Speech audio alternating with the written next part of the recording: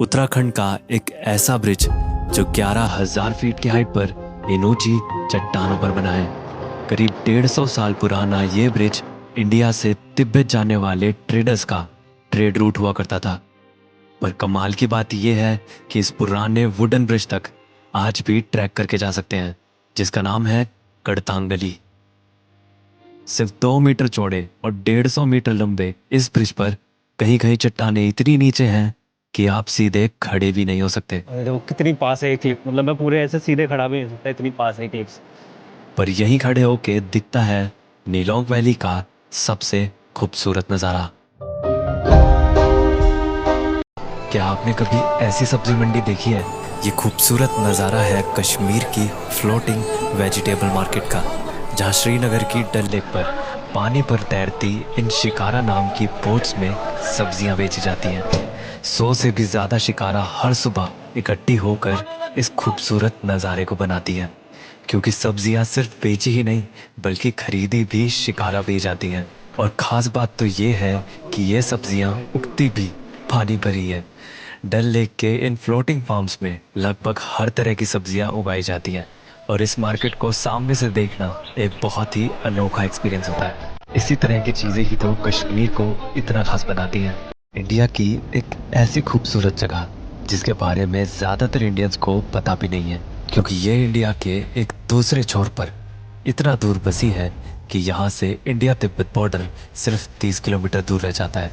अरुणाचल के सबसे खूबसूरत विलेजेस में से एक ये है मेचुका। 7,000 फीट की हाइट पर एक बहुत बड़ी वैली में बसा है मेचुका। पहाड़ों में इतना दूर होने के बाद भी यहाँ के ये इतनी खूबसूरती से बने घर हैरान कर देते हैं, बल्कि इन घरों से दिखते ये खूबसूरत नज़ारे देखकर यही बसने का मन करता है। इंडिया की सबसे ऊंची एस्ट्रोनॉमिकल ऑब्जर्वेटरी जो लद्दाख के हानले में बनी है, क्योंकि पूरे इंडिया में हानले से बेहतर कोई और जगह नहीं है गैलेक्सी देखने के लिए।